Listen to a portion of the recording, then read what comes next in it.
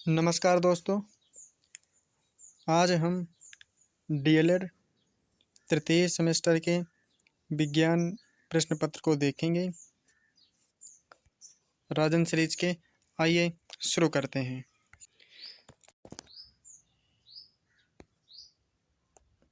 अति लघु उत्तरीय प्रश्न पहला है, ऊष्मा संचरण की 3 विधियां कौन सी हैं, उनके नाम बताइए। इसका उत्तर है पहला संचालन, संवहन और विकिरण। दूसरा है, रेगिस्तान का जहाज किसे कहते हैं। इसका आंसर है ऊंट को। खाने का सोडा और धावन का रासायनिक सूत्र लिखिए। खाने का सोडा का रासायनिक सूत्र होता है NaHCO3 और धावन सोडा का रासायनिक सूत्र Na2CO3। आइए आगे देखते हैं।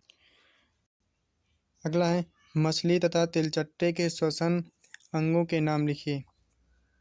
मछली के श्वसन अंग का नाम है गलफड़े और तिलचट्टे के श्वसन अंग का नाम है श्वास रंध्र यानी त्वचा।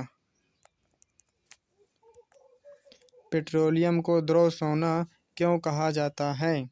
पेट्रोलियम को द्रव सोना इसलिए कहा जाता है क्योंकि यह महंगा होता है।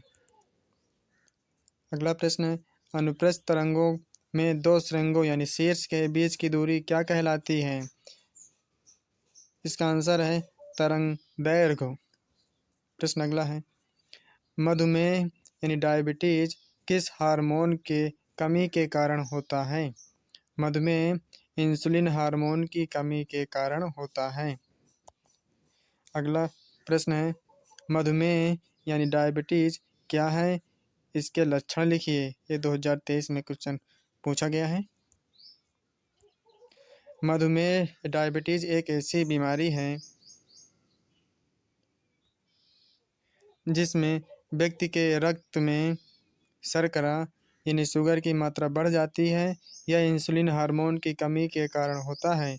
इंसुलिन रक्त में शर्करा की मात्रा को संतुलित रखता है। इसके लक्षण हैं बार बार पेशाब आना। अगला है ज़्यादा भूख लगना। अगला प्रश्न है, अनियमित जीवन शैली से कौन कौन सी बीमारियां हो सकती हैं। पहला है मधुमेह, दूसरा उच्च रक्तचाप, तीसरा है दिल की बीमारी। आइए आगे देखते हैं। जलीय पौधों की जड़ें कैसी होती हैं। जलीय पौधों की जड़ें बहुत कम विकसित होती हैं तथा जड़ें रेशेदार होती हैं। मूल रोम अनुपस्थित या कम विकसित होता है। अगला प्रश्न है, मछलियों में श्वसन हेतु कौन सा अंग पाया जाता है। इसका उत्तर है मछलियों में गलफड़ा अंग पाया जाता है।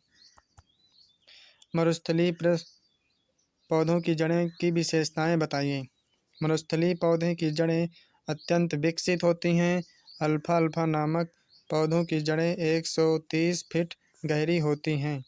कभी कभी जड़ें मांसल होकर जल संचय भी करती हैं, जैसे एस्पेरेगस। अगला प्रश्न है, बैकेलाइट का उपयोग बताइए।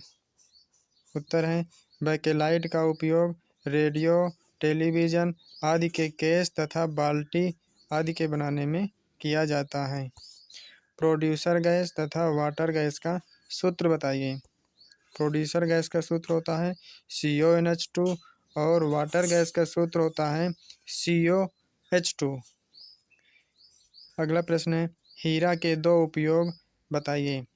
उत्तर है पहला कांच काटने में, दूसरा है आभूषण बनाने में। अगला प्रश्न है, मरोद्भिद पौधे जैसे नागफनी की पत्तियां किस में परिवर्तित हो जाती हैं। इसका उत्तर है कांटों में। अगला प्रश्न है, जीवाणुओं के द्वारा होने वाले रोग कौन कौन से हैं।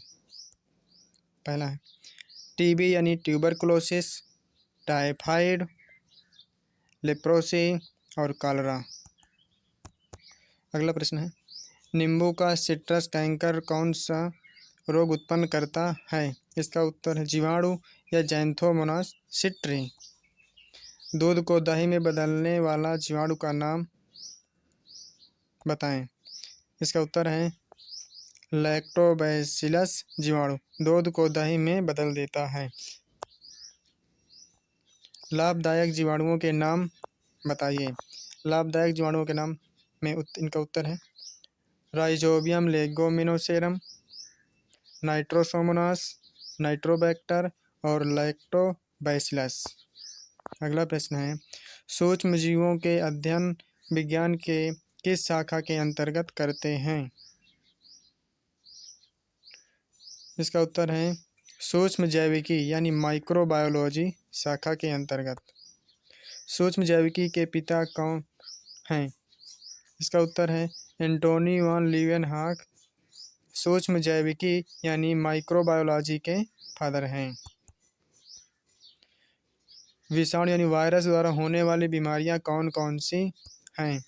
इसका उत्तर है पोलियो, एड्स, डेंगू, ज्वर, इन्फ्लुएंजा, चेचक, छोटी माता, गलासौंध, खसरा, ट्राइकोमा, पीलिया यानी हेपेटाइटिस आदि रोग होता है। सरल लोलक की डोरी की प्रभावी लंबाई L और गुरुत्वीय त्वरण G में संबंध बताइए। इसका उत्तर है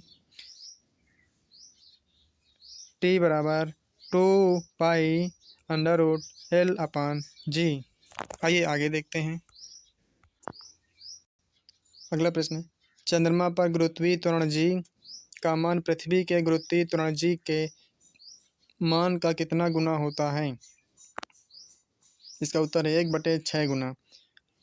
अगला प्रश्न है यदि कोई लड़की झूला झूलते झूलते खड़ी हो जाए तो उसके गुरुत्व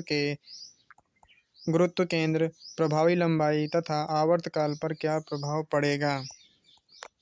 उत्तर है गुरुत्व केंद्र ऊपर उठ जाता है और प्रभावी लंबाई घट जाती है, आवर्तकाल भी घट जाएगा। ये आगे देखते हैं। अगला प्रश्न है यांत्रिक तरंगें कितने प्रकार की होती हैं। उत्तर है यांत्रिक तरंगें 2 प्रकार की होती हैं। पहला अनुदैर्घ्य तरंग, दूसरा है अनुप्रस्थ तरंग। अनुदैर्घ्य तरंग किसे कहते हैं।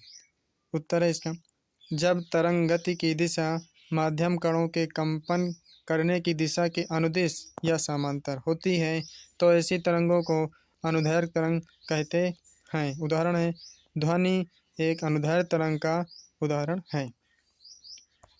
अनुप्रस्थ तरंग किसे कहते हैं। जब तरंग की दिशा माध्यम के कणों के कंपन करने की दिशा के लंबवत होती है तो इस प्रकार की तरंग को अनुप्रस्थ तरंग कहा जाता है। ध्वनि किस प्रकार की तरंग का उदाहरण है। ध्वनि अनुदैर्घ्य तरंग का उदाहरण है। आज के लिए इतना ही। पूरा वीडियो देखने के लिए धन्यवाद।